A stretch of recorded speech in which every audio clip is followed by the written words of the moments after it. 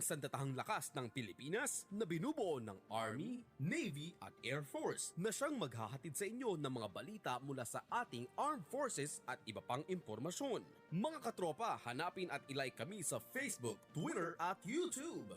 DWDD AFP Radio, ang boses ng Kawal Pilipino.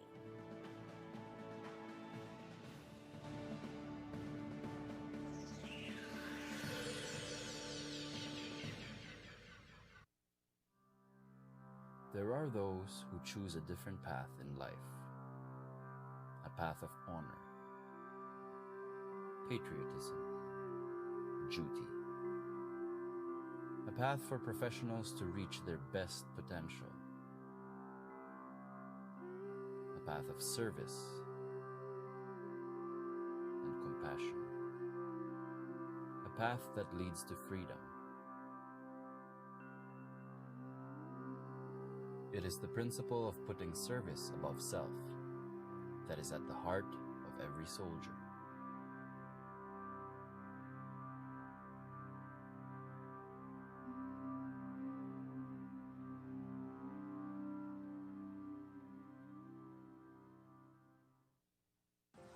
Nagpares bakuna ako para may dagdag protection mula sa COVID-19. Lalo na ngayon, dapat umiwas sa malubhang kaso nito. At dahil kailangan kumayod para sa pamilya, dapat bawas pangamba saan man pumunta. Kasama ng mask, hugas at iwas, mas protektado tayo pag may res bakuna. Napatunayang ligtas at mabisa ang res bakuna. Kaya buong pamilya ko, naka 2 doses na. Libre lang to. Pumunta sa inyong health center o tumawag sa DOH 1555 hotline. Safe Elections 2022. Ano nga ba ito? Ito ay nangangahulugan ng secure, accurate, free or fair elections. Layunin nitong na maisagawa ang malaya, ligtas at patas na halalan. Kaya sambayanan, kasundaluhan, kapulisan, simbahan at pamayanan, maging ang iba't ibang sektor ng komunidad. Halina't makiisa at suportahan ang Safe Elections 2022. Tandaan, boto ay huwag sayangin para sa ikauunlad ng bansa natin.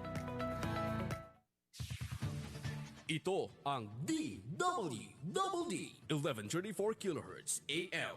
Balita, impormasyon at musika. Ito ang DWDD AFP Radio. Boses ng Kawal Pilipino.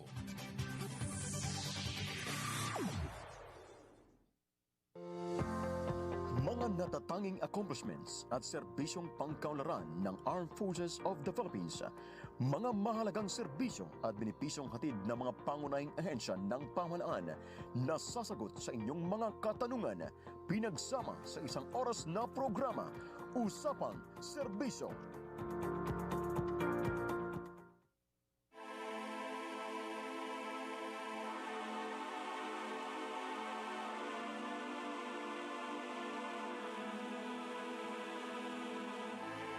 Saan magdako ng Pinas, kami magsisilbi sa bayan.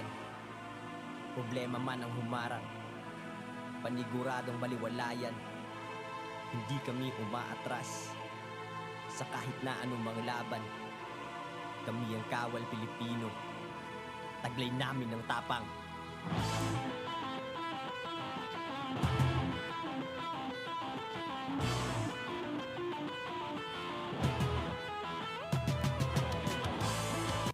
Isang magandang umaga, Luzon, Visayas at Mindanao. Magandang umaga, Pilipinas. Magandang umaga sa lahat ng mga tagapakinig at mga taga-subaybay ng ating programang Usapang Serbisyo. Dito lamang sa ating himpilan sa DWDD Armed Forces Radio, 1134 kHz sa inyong mga talapihitan sa radyo, mga katropa. At syempre, mapapanood din po ninyo kami live sa ating live streaming, syempre, sa DWDD CRS Virtual RTV. At syempre mga katropa, at huwag ninyong kalimutan i-like, i-share ang ating programa na mapapanood din po ninyo sa aming official Facebook page at saka sa aming YouTube account at sa Twitter account sa DWDD Armed Forces Radio. So magandang umaga mga katropa, magandang umaga sa lahat at lalong-lalo na dyan sa Katbalugan, Samar na nakasubaybay sa atin at sa Tacloban City.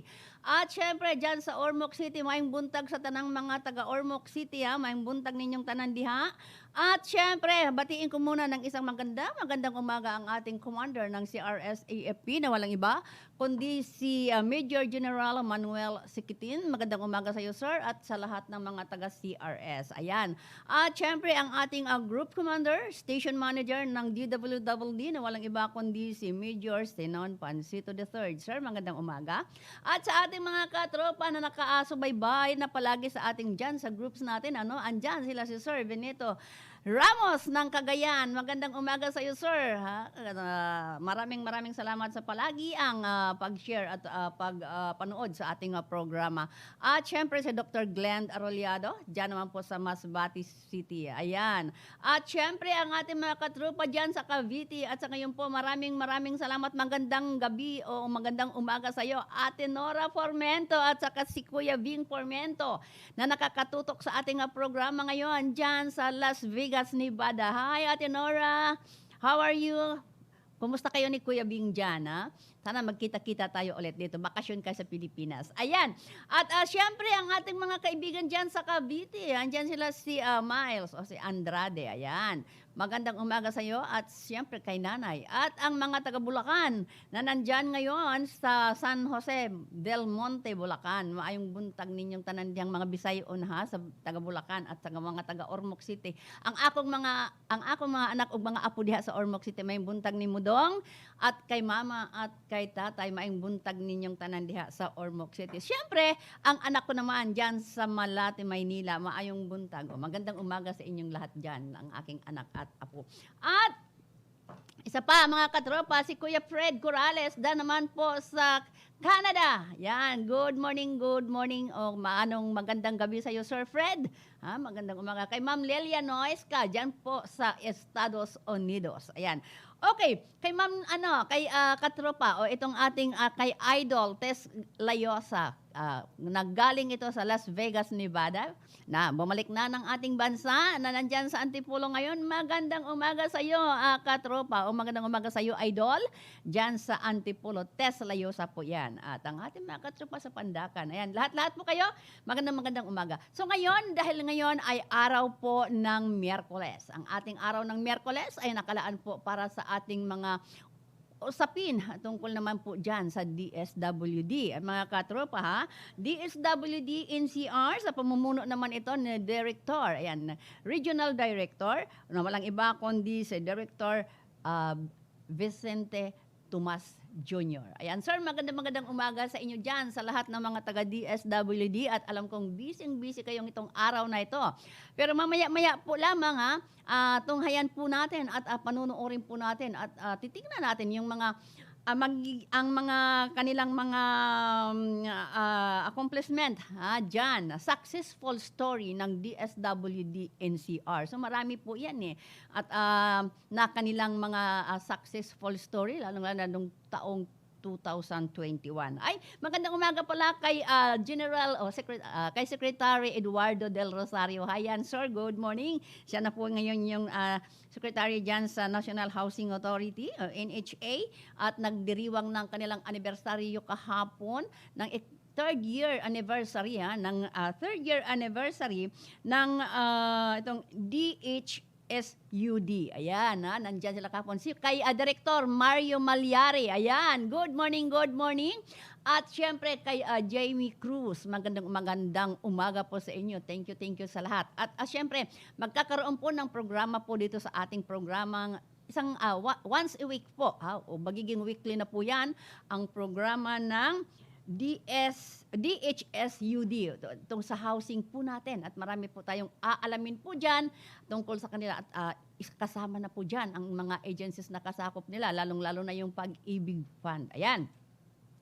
So ngayon mga katropa, ipapakita po natin sa inyo yung mga nagiging successful stories ng ating DSWD dyan sa National Capital Region. At marami po yan para naman may mabatid po ninyo kung ano ang ginagawa ng ating mga taga-DSWD at hindi po sila nagpabaya sa kanilang mga, kahit man naman may pandemic, kahit po may mga, lalong-lalo na kapag panahon ng kalamidad mga katropa, ay lalong naandyan po sila. Ha? Kumbaga sabi ko nga kay Sir Tomas, wala na yatang tulugan. Pati mga tauhan nito ay talagang napaka-energetic na rin. Kasi si Sir Tomas ay palaging handa kahit saan. Kaya busy-busy po yan. Okay, so mga katropa, papanoorin po natin ang kanilang successful story ng DSWD NCR.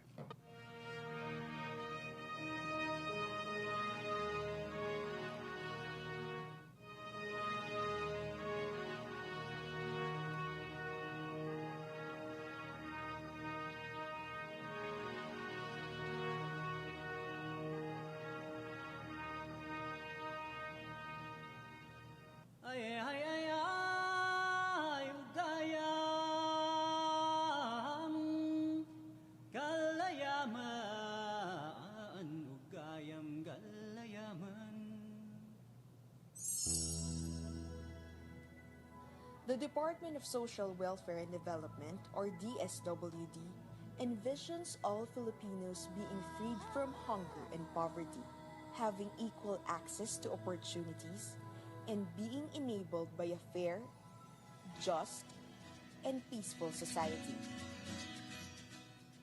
In 2016, DSWD marked the dawning of significant changes in the concept of social protection. DSWD emphasizes the promotion of the values of service excellence, integrity, and respect for human dignity in all of its programs and services.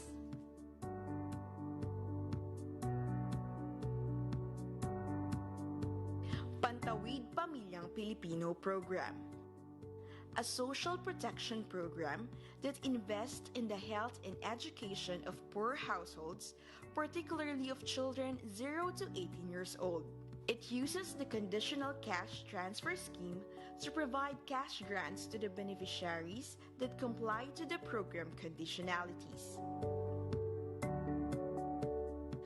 Kapit Bisig Laban sa Kahirapan Comprehensive and Integrated Delivery of Social Services, National Community-Driven Development Program, or Kalahi SEEDS.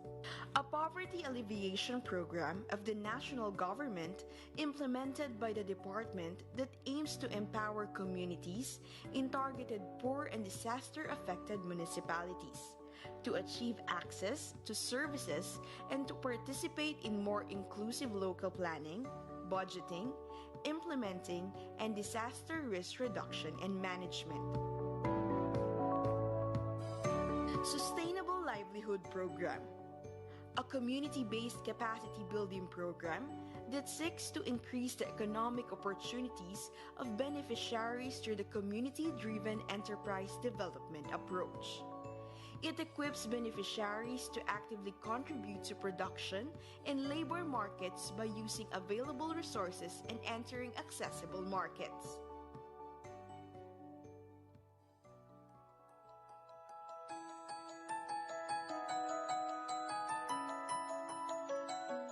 Supplementary Feeding Program, or SFP. The provision of food in addition to the regular meals to current enrolled daycare children, or DCC, as contribution to the Early Childhood Care and Development, or ECCD. The program improves children's weight and wellness as well as teaches parents the importance of nutrition and cleanliness. Adoption. The facilitation of the Department of the provision of immediate and permanent placement of children legally available for adoption needing adoptive families. Foster care. The provision of planned temporary substitute parental care to a child by a foster parent duly licensed by DSWD. Recovery and Reintegration Program for Trafficked Persons, or RRPTP. A comprehensive program that ensures adequate recovery and reintegration services provided to trafficked persons. Utilizing multi-sectoral approach, it delivers a complete package of services that will enhance the psychosocial and economic needs of the clients.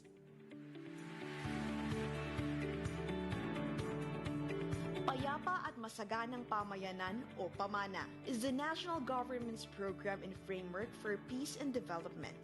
It is implemented in areas affected by conflict and in communities covered by existing peace agreements.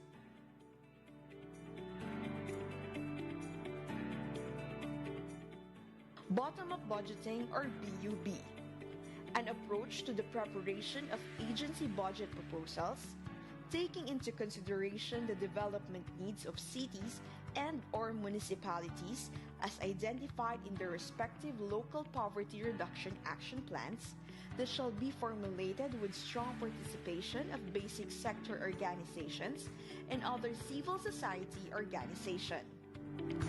Assistance to individuals in crisis situations or AICs serves as a social safety net or stopgap mechanism to support the recovery of individuals and families from unexpected crises such as illness or death of a family member, natural and man-made disasters, and other crisis situations.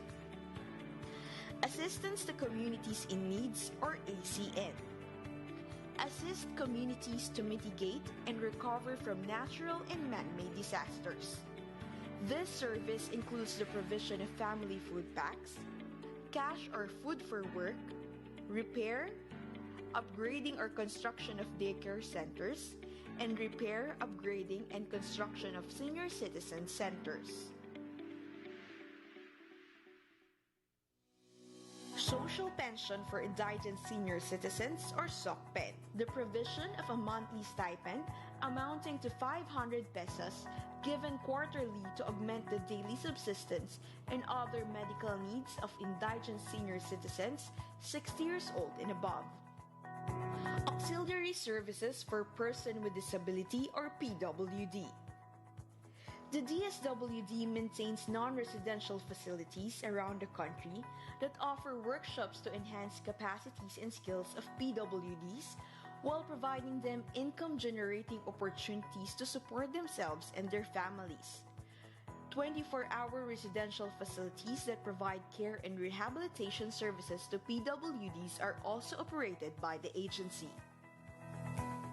Comprehensive Program for Samabadjao, community-based model intervention for Samabadjao who are poor street dwellers and who are living in disaster-prone areas in Regions 3, 4A, 7, 9, and NCR. It aims to ensure the protection and promotion of the rights and well-being of the Samabadjao through organizing and mobilizing their indigenous leaders and their community for them to become active community members. Soldier killed and/or wounded in action or KIAWIA. The DSWD and other NGAs have come up with Comprehensive Social Benefits Program or CSBP for battle and duty casualties of the Armed Forces of the Philippines and the Philippine National Police. DSWD provides financial assistance for education, transportation, food subsidy, livelihood, and counseling. Some senior citizen parents of soldiers are also being prepared for enrollment in the Social Pension for Indigent Senior Citizens program. Assistance to overseas Filipinos repatriated. The DSWD conducts humanitarian mission dubbed as Operation Bring Them Home, special mission for stranded overseas Filipinos, with the goal of bringing home the stranded or overstaying overseas Filipinos in crisis in the Kingdom of Saudi Arabia.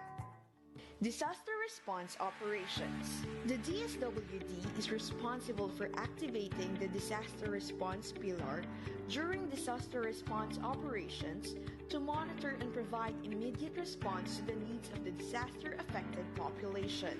Disaster Risk Reduction Management or DRRM programs, activities and projects include humanitarian relief assistance, construction of bunk houses or temporary shelters, emergency shelter assistance or ESA, modified shelter assistance, core shelter assistance program, and cash or food for work. Each of these programs is effective, but when they work hand in hand, the impact is multiplied tenfold.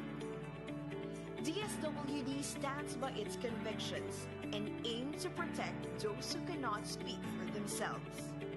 And these goals may only be achieved with the combined efforts of the national government agencies, non-government organizations, and civil society organizations. DSWD caters the need of the Filipino peoples.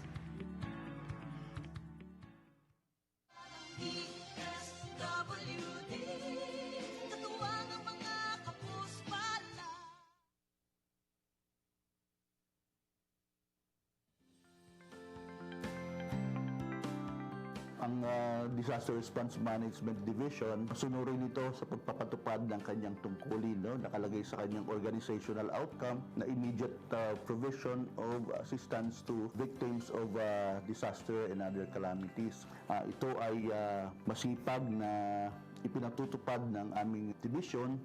Nais kong ipagbigay alam sa inyo na ang Disaster Response Management Division bilang isa sa mga frontliners ng DSWD NCR, patuloy niyang gagampanan ang mabilis, maagap, mapagkalinyang serbisyo para sa ating mga kababayan. Ito po ay aming tungkulin bilang mga service providers.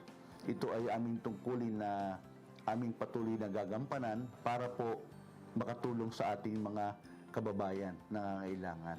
Maraming salamat po.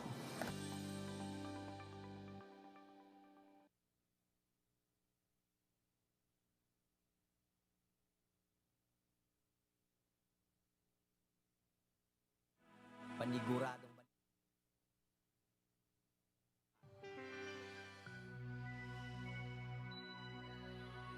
we need a truly empowered department characterized by a unity of command, science-based approach and full-time focus on natural hazards and disaster, overall creating the Department of Disaster.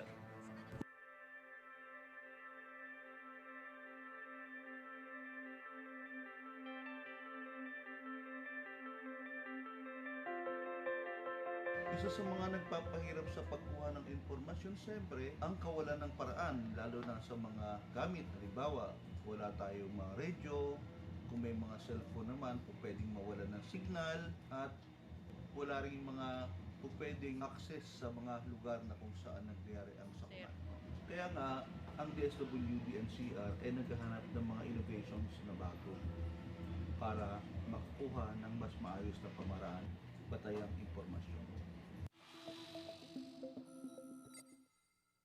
Sir Bench, may monitor po tayo ng fire incident. Okay, so let's coordinate with our riders team and be able to get the spot report from them. Copy, sir. Sir Jim, Ira po. Go ahead, ma'am. Sir Jim, standby lang po tayo. May sa mga damang lagi, Quezon City. Kopya po, kopya. Ma'am, may nagpasyon na po na malapit po sa area doon sa Tamayan Lagi, Quezon City. Ongoing na po ang ating kasamang riders.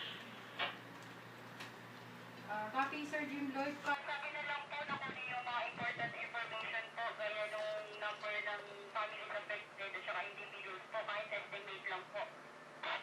Kopya, ma'am, kopya.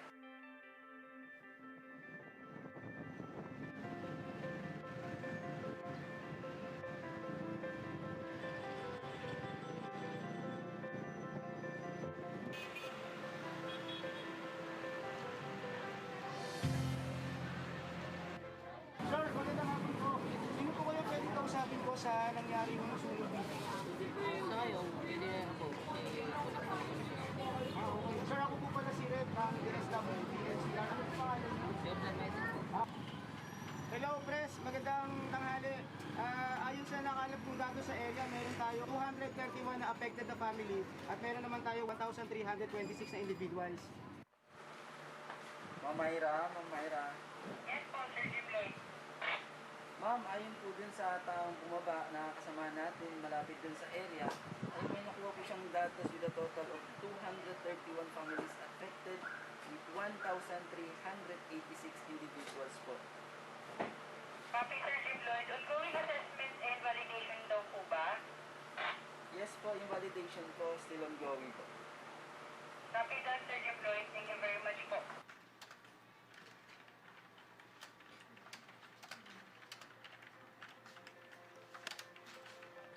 Okay, Ira, let's go to the area. Let's provide the augmentation support to the LGUs Copy, sir. affected. Let's go.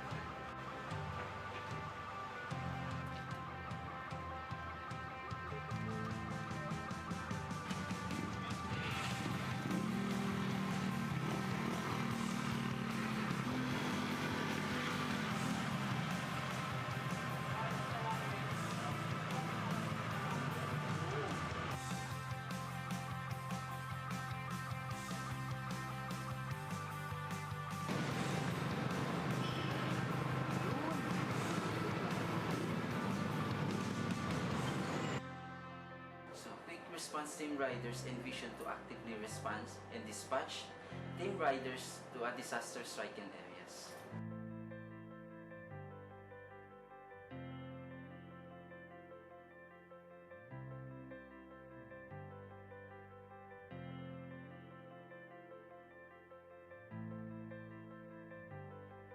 Sa ngalan ng Kagawaran ng Kagalingan at Pagpapaunlad Panlipunan, Pambansang Punong Rehiyon, kami po ay patuloy na susubok at lilikha ng mga inobasyon makakapagpabilis sa daloy ng komunikasyon. Mga sistema magsusulong ng isang tapat, maagap at mapagkalingang serbisyo para sa bayan.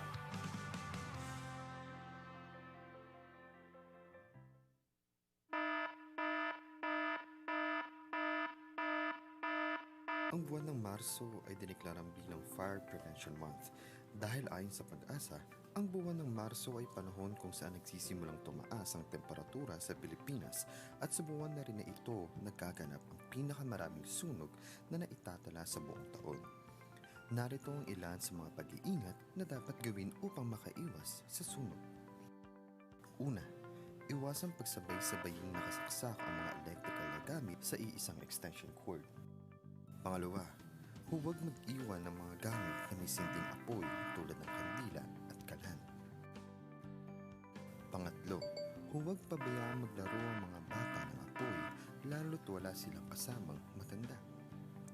Ang DSWD-NCR ay kaisa ng Bureau of Fire Protection at mga ahensyang sumusuporta sa pagpapaalala at paghingi ng kooperasyon sa adhikaing ito.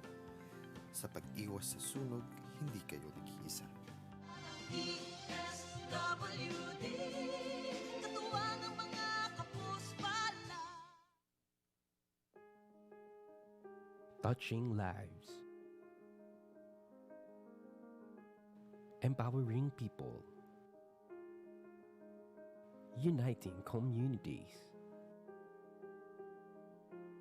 Indeed, the Department of Social Welfare and Development has been true in carrying out its golden commitment to the nation. That is, providing the poor, vulnerable, and disadvantaged people with maagap at mapagkalingang serbisyo amid all challenges, anytime and anywhere. Hence, to strengthen and foster this commitment and dedication, the department is proudly committed to D. Deliver, coordinate, and monitor social protection programs and services to the poor, vulnerable, and disadvantaged population towards a fair, just, and peaceful society. S. Sustain a culture of excellence through continual improvement of systems, mechanisms, and procedures in the delivery of programs and services. W. Work with integrity and adhere to ethical standards for customer satisfaction and quality service by complying with the DSWD mandates and other pertinent laws. And D. Demonstrate genuine concern for the poor, prompt compassionate service, and free from any form of corruption. With this commitment, the department will continue to reach more people, conquer greater heights, and carve a remarkable name in the field of public service in the country and around the world. DSWD, maagap at mapagkalingang serbisyo.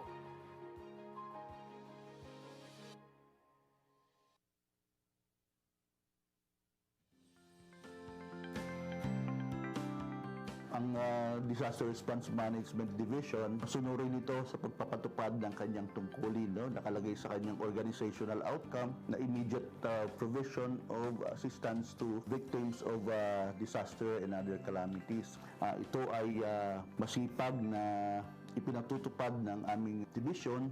Nais kong ipagbigay alam sa inyo na ang Disaster Response Management Division bilang isa sa mga frontliners ng DSWD NCR, patuloy niyang gagampanan ang mabilis, maagap, mapagkalingang serbisyo para sa ating mga kababayan. Ito po ay aming tungkulin bilang mga service providers. Ito ay aming tungkulin na aming patuloy na gagampanan para po makatulong sa ating mga kababayan na nangangailangan. Maraming salamat po.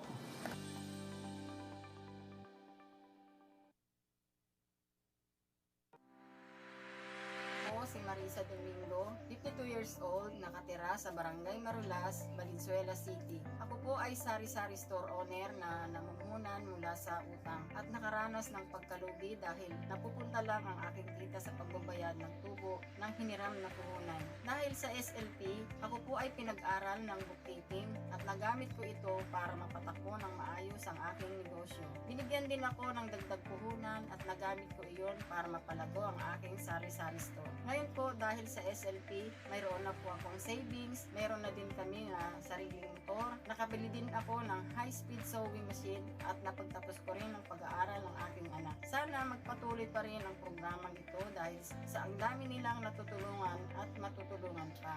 Nagpapasalamat ako sa SLP sa dagdag puhunan na pinagkatiwanan nila sa akin dahil sa napakalaking blessing po ito na naibigay sa aking pamilya.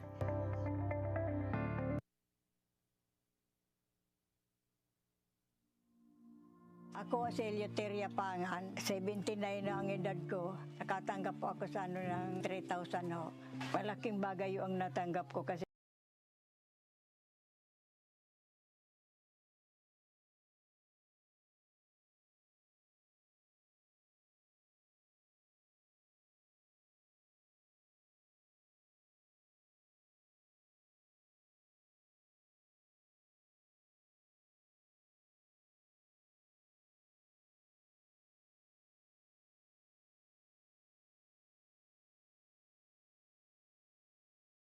natanggap ko kasi pambili namin ng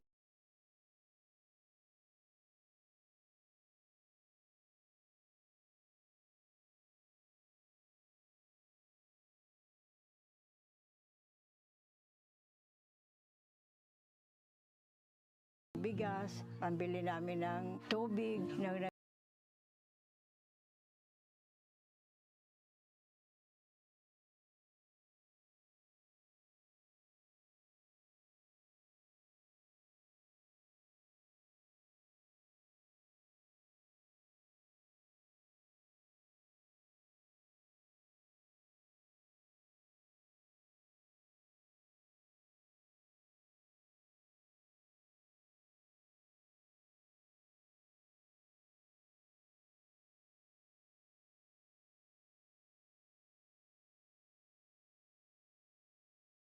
gigib sa gamot ko. Lagi akong bumibili.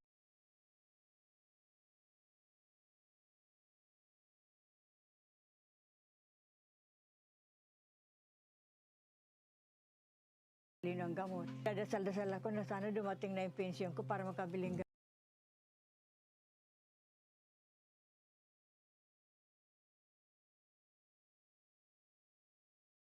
gamot. Minsan nabumulot ako mga ganito. Pinibinta ko. Abuti nga may nagbibigay ng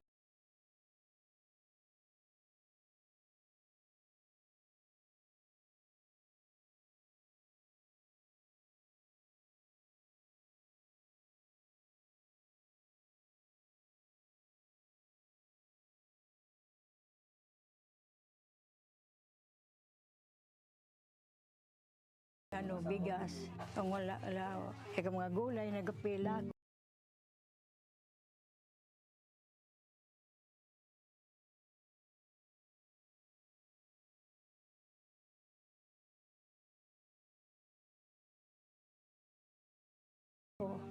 Tapos meron sa akin nagbigay ng kamote, yun ay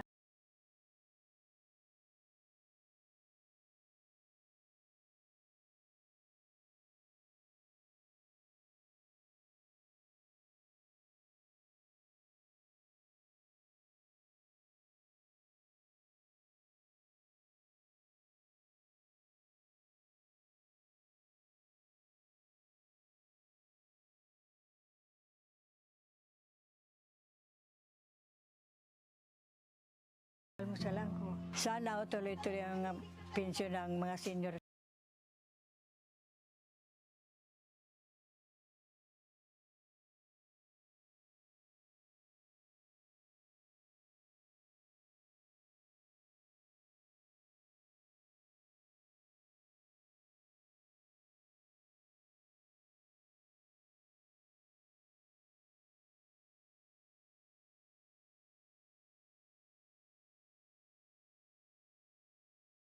Citizen kasi malaking bagay yung katulad ko. Dahil sobrang laking tulong po at biyaya na binibigay niyo sa akin.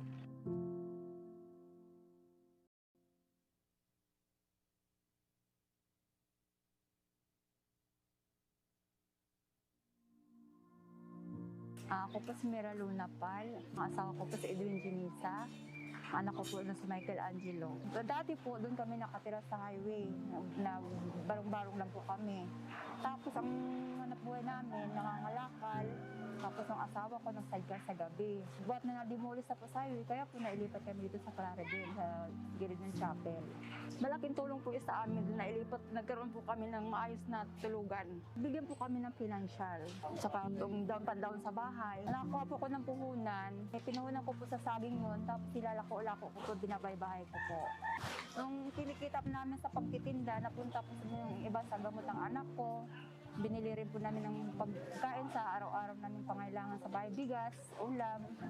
DWDD NCR, nagpapasalamat po kami dahil malaki pong naitulong ninyo sa amin, lalo na po sa anak ko. Marami pong salamat sa inyo sa tulong nyo na ibinigay nyo sa amin.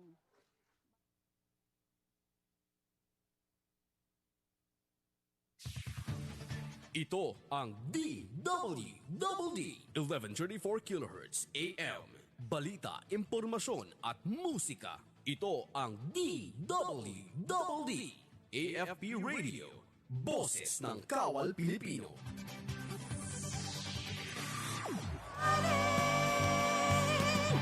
Sa oras pag kinakailangan, kawal ang bayan harian, walang harang di kakayanin.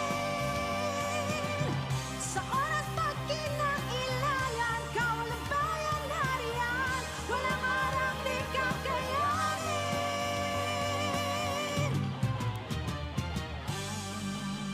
Para sa bayan. Ayan po mga katropa, ha? Napakaganda ng successful story ng ating DSWD. Sa pamumuno po yan ni Regional Director Colonel Vic Tomas. Ayan po, napakaganda. Ang dami-dami. So napapanood po ninyo yung kanilang mga successful stories. No? At yung mga pagtulong, ayan po ha, yung mga kinakailangan ng ating mga senior citizen at saka sa ating mga PWD. Ayan. At syempre yung ating mga solo parents. Ayan, ang dami-dami pong mga tulong at yung assistance nga po ng ating DSWD para sa ating mga naghihirap ng mga kababayan. Ayan, maraming salamat po sa inyo dyan sa NCR o itong National Capital Region. Sir Tomas, magandang umaga. Maraming salamat. Saludo po kami sa inyo dyan sa inyong serbisyong walang pagod mga katropa. Okay, ito po yung kanila katulad na lamang ng adoption, o di ba? Yung at saka yung foster care na pinapatupad ng ating DSWD, napakaganda po 'yan at nagiging topic po natin 'yan last week. Pero Sa next week po, next Wednesday, ang topic po natin dyan, siyempre yung para naman doon sa concern natin sa PWD. Ayan, kung kayo po ay may mga kailangan o mga katanungan para sa mga PWD, ayan po sa Wednesday po yan, next week. Yun, sila ang ating makapanayan po. At kung ano po ba yung mga, kasi may binibigay po sila kahit na ikaw ay PWD, pwede ka pa rin pong magtrabaho. Yung mga assistance po nila. Kumbaga, hindi ka ba sasabing ikaw ay inutil na at wala ka ng silbi sa bayan dahil wala ka nang magagawa dahil ikaw ay PWD. Pero dito sa DSWD, bibigyan po kayo ng assistance para makapaghanap buhay at matuto ng kung paano tumayo sa sariling sikap. Ayan po mga katropa, at tuloy-tuloy pa rin po tayo sa ating programa. Ang ating oras ay alas 9:37 na po ng umaga. At syempre po mga katropa, ang ating programang Usapang Serbisyo ay mapapakinggan at mapapanood po ninyo araw-araw po yan, alas 9 hanggang alas 10 po yan ng umaga. At syempre dito pa rin sa ating himpilan sa DWDD sa Armed Forces Radio. At kung kayo po ay may mga katanungan, sa ating mga concern, at pwede po kayong mag-type dyan sa ating comment box para naman po masagot ng ating mga guests na nandyan mismo on timano, masasagot ng inyong mga katanungan at kung ano man yung inyong mga idudulog na mga problema para naman po kami ay makatulong po sa inyo sa pamamagitan ng ating himpilan. So mga katropa, ayan, sa housing ay malaking tulong po dyan ang ating si Secretary Eduardo Del Rosario. At pagka tinabi namang DSWD, okay mga katropa, andyan po ang ating katropang sila si Sir Vic Tomas. At pag-usapan naman po natin ay OFW.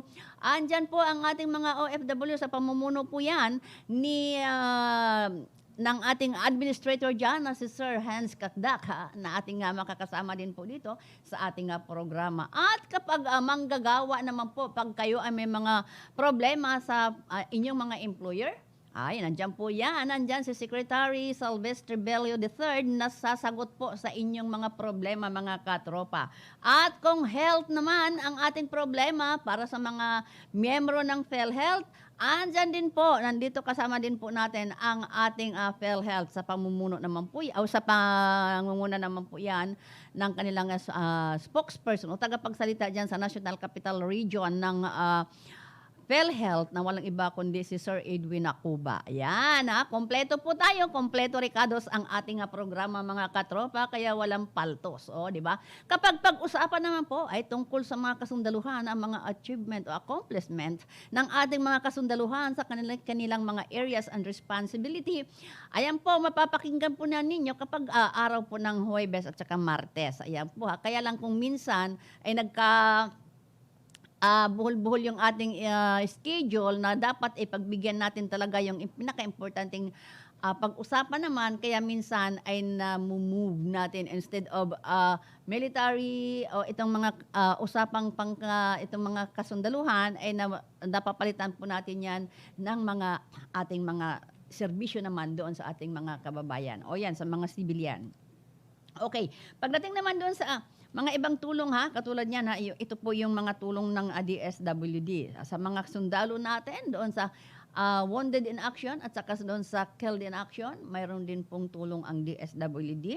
At sa education, mga katropa, pwede po tayong humingi ng assistance dyan sa DSWD. Magbigay po lamang kayo ng sulat at papahatid po natin yan, ipaparating po natin yan sa direktor ng National Capital Region para naman sa ating mga scholar. Nais pong yung maging scholar o paaral ng gobyerno.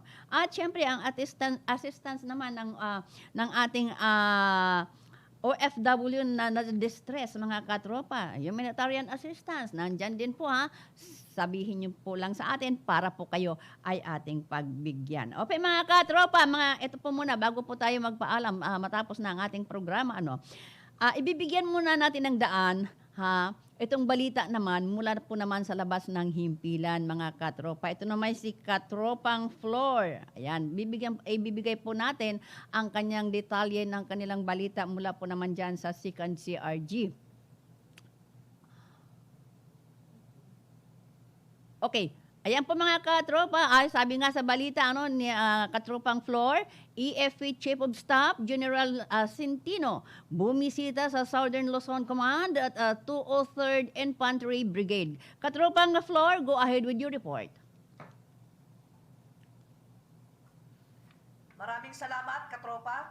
Bumisita si Armed Forces of the Philippines Chief of Staff General Andres Centeno, Philippine Army, sa impilan ng Southern Luzon Command sa lungsod na Lucena at 203rd Bantay Kapayapaan Brigade sa lalawigan ng Oriental Mindoro noong 11 ng Pebrero taong kasalukuyan.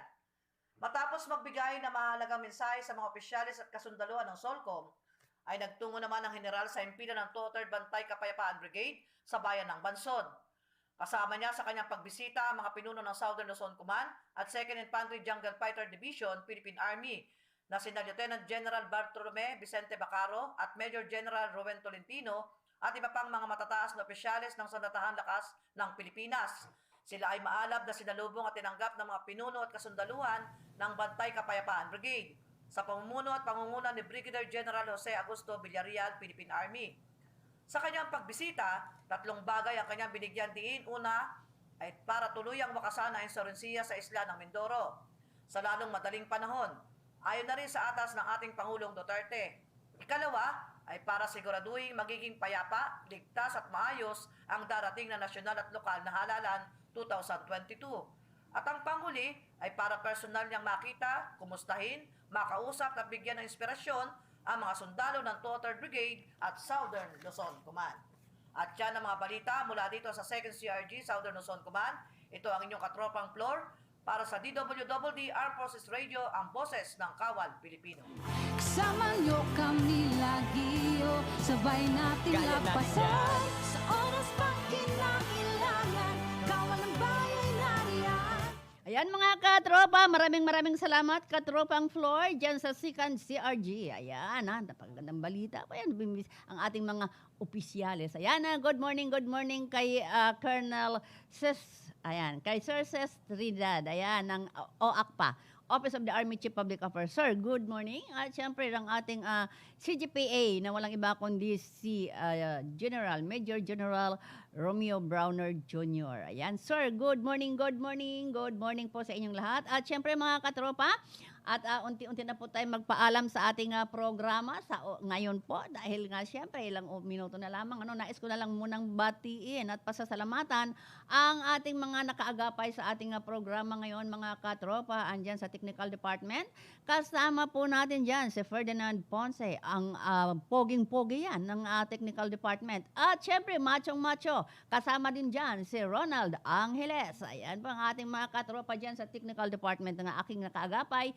sa araw na ito po mga katropa. At bukas po, antabayanan po ulit ninyo ang ating programang Usapang Serbisyo mga katropa. At syempre pasalamatan ko rin ang mga nakatutok at nakasubaybay sa ating programa dyan sa ating troops, sa tropa natin dyan sa Katropa groups. Ayan, maraming salamat sa inyo dyan. At lahat po kayo, kasama na dyan sila si Richie Larin, andyan, si Yol Murada, ayan, at maraming salamat at iba pa. Siyempre, ang ating katropa, ang aking idol at mentor ko to nung nandito pa sila sa Pilipinas. Ayan, si Kuya Bing Formento at si Ate Nora Formento na nagdiriwang ng kanyang kaarawan noong February 6. Ayan. Yan si Ate Nora. Belated happy birthday at belated, ano ba tawag dito? Araw ng mga puso. Valentine's Day. Happy heart, Ate Nora at Kuya Bing. Ayan. At syempre sa lahat ng mga nakasubaybay, maraming salamat po sa inyo. Antabayanan po ang programang Kumusta Pilipinas ni Katropang Glenn Golchan. Kasama po dyan si Major Senon Panseto III. Ako po ang inyong katropang Beth Tanete na nagsasabing isang magandang umaga and God bless everyone. Mga natatanging accomplishments at serbisyong pangkaunlaran ng Armed Forces of the Philippines, mga mahalagang serbisyo at benepisyong hatid ng mga pangunahing ahensya ng pamahalaan na sasagot sa inyong mga katanungan, pinagsama sa isang oras na programa, Usapang Serbisyo. Kayo ay nakatutok sa DWDD AFP Radio. Kami po ay kasapi ng KBP.